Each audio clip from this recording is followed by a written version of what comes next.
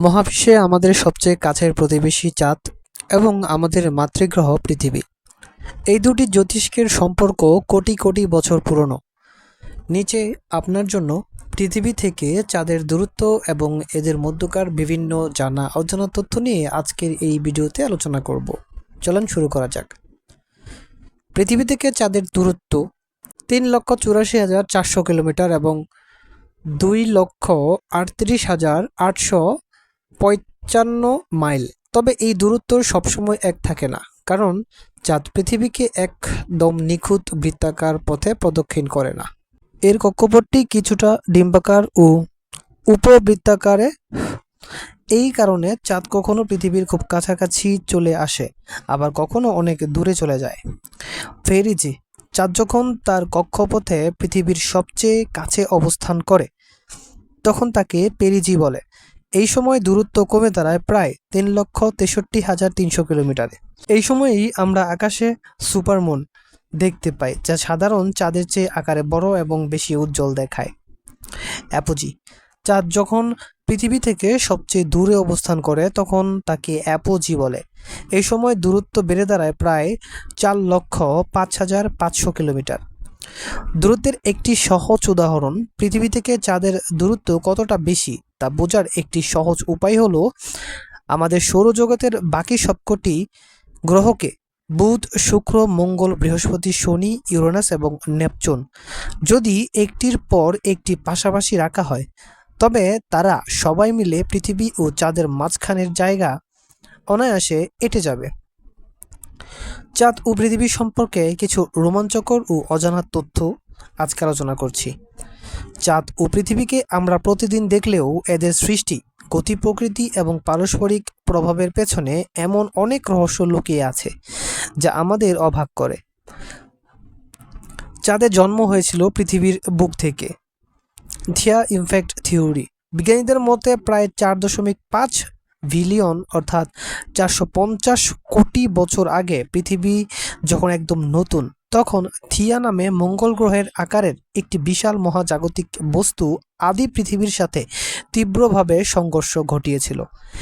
এই ভয়াবহ সংঘর্ষের ফলে পৃথিবীর একটি বিশাল অংশ ভেঙে মহাশূন্যে ছিটকে পড়ে। পরবর্তীতে পৃথিবীর মহাকর্ষ বলের কারণে সেই ছিটকে যাওয়া অংশগুলো একত্রিত হয়ে জমাট বাঁধে এবং চাঁদের রূপ নেয়। চাঁদ প্রতি বছর পৃথিবী থেকে দূরে সরে যাচ্ছে। চাঁদ কিন্তু চিরকাল পৃথিবীর এত কাছে থাকবেও না। জোয়ার ভাটার শক্তির কারণে চাঁদ প্রতি বছর পৃথিবী থেকে প্রায় 3.8 সেন্টিমিটার, প্রায় 1.5 ইঞ্চি দূরে সরে যাচ্ছে। এর মানে হলো কোটি বছর আগে চাঁদ পৃথিবীর অনেক কাছাকাছি ছিল এবং আকাশে একে বর্তমানে যে অনেক বড় দেখাতো।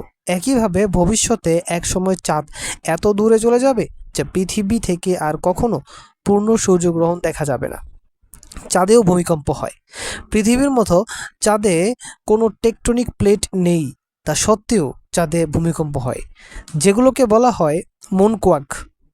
চাঁদের এই কম্পন প্রধানত 4 ধরনের হয়ে থাকে। এর মধ্যে সবচেয়ে শক্তিশালী কম্পনগুলো ঘটে পৃথিবীর মহাকাশীয় টানের বা টাইডাল ফোর্স কারণে। পৃথিবীর জোয়ার ভাটার বল যেমন চাঁদের উপর প্রভাব ফেলে, তেমনি তা চাঁদের অভ্যন্তর ভাগে প্রসারিত ও সংকুচিত করে, যার ফলে চাঁদ ফাটল ও কম্পনের সৃষ্টি হয়। কিছু কিছু মুনকোয়াক প্রায় আধ ঘন্টা পর্যন্ত স্থায়ী হতে পারে। টাইডাল লকিং এবং চাঁদের অদৃশ্য পিঠ। আমরা পৃথিবী থেকে সবসময় চাঁদের কেবল একটি দিকই প্রায় 59% দেখতে পাই। চাঁদের অপর পিঠটি আমাদের কাছ থেকে সবসময় আড়ালেই থেকে যায়, যাকে dark side of the moon বা অন্ধকার দিক বলা হয়, যদিও সেখানেও সূর্যের আলো পড়ে। এর কারণ হলো টাইডাল লকিং। চাঁদ নিজের অক্ষের উপর একবার ঘুরতে ঠিক যতটুকু সময় নেয়, প্রায় 27.3 দিন, পৃথিবীর চারপাশ ঘুরে আসতেও ঠিক ততটুকুই সময় নেয়। এই ঘূর্ণন গতির সমতার কারণে পৃথিবীর একই দিক সবসময় পৃথিবীর মুখোমুখি থাকে। চাঁদের নিজস্ব কোনো স্থায়ী বা ঘন বায়ুমণ্ডল নেই, এর ফলে সেখানে কোনো বাতাস বা আবহাওয়া নেই। বায়ুমণ্ডল না থাকার কারণে চাঁদের তাপমাত্রা অত্যন্ত চরম রূপ নেয়, যেখানে 127 ডিগ্রি সেলসিয়াসে পৌঁছায় তাপমাত্রা। সেখানে রাতের বেলা তা নেমে আসে -173 ডিগ্রি সেলসিয়াসে। এছাড়া বায়ুমণ্ডল না থাকায় সেখানে কোনো শব্দ ভ্রমণ করতে পারে না, তাই চাঁদে সম্পূর্ণ নীরবতা বিরাজ করে। যেহেতু চাঁদে কোনো বাতাস বা পানি নেই, তাই সেখানে কোনো ক্ষয় প্রক্রিয়া ঘটে না। 1969 সালে অ্যাপোলো 11 মিশনের নীল আর্মস্ট্রং এবং বাজ অ্যালড্রিন চাঁদের মাটিতে যে পায়ের ছাপ রেখে এসেছিলেন, সেগুলো আজও অটোমেশন বা প্রাকৃতিকভাবে মুছে যাওয়ার কোনো সুযোগ নেই। কোনো উল্কাপাত না হলে সেই পায়ের ছাপগুলো আগামী লাখ লাখ বা কোটি বছর ধরে ঠিক একইভাবে অক্ষত থাকবে। পৃথিবীর ঘূর্ণন গতি ধীর করে দিচ্ছে চাঁদ।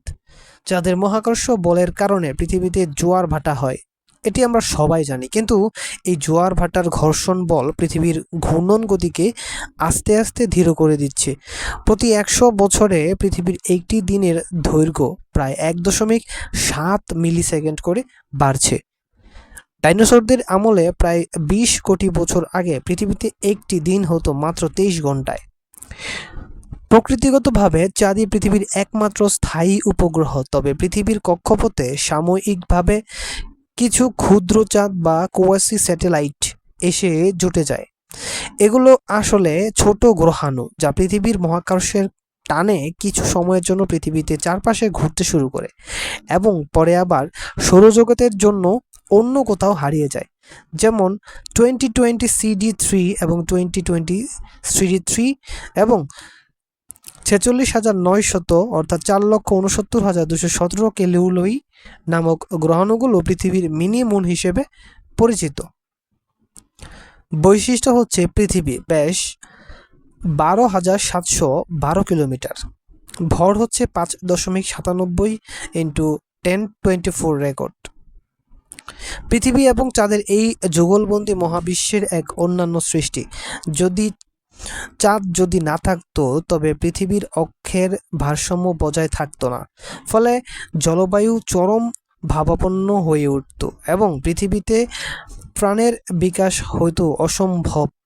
দূরত্ব দিন দিন বাড়লেও এই দুটি মহাজাগতিক বস্তুর মধ্যকার অদৃশ্য বন্ধন আজও বিজ্ঞানীদের গবেষণার এক অবিরাম উৎস।